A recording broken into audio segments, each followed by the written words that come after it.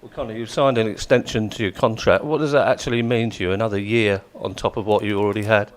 Yeah, obviously, it's a year extension to the one I had previously, and I'm just happy that it's done and sort of can crack on with football now. Sort of tomorrow's game first and foremost, and then the rest of the season, and try and get where we want to get as a team. It's a contract that you richly deserve, and you're now getting some recognition. You've now played 5 first-team games in succession, and so you must feel more part of it now.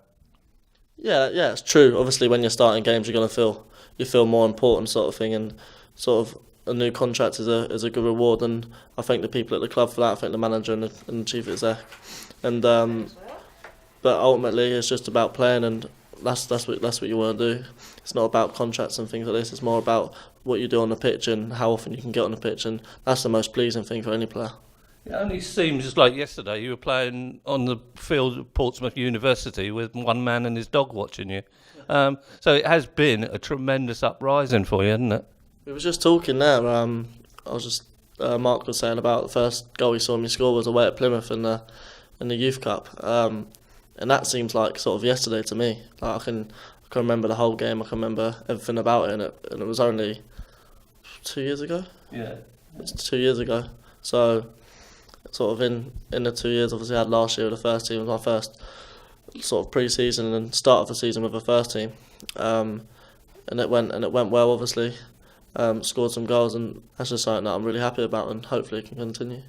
People do tend to forget that it was such a short time ago, and you, in that time, have actually kept quite grounded. Your feet are still on the ground. You're still the same Conor Chaplin you were then.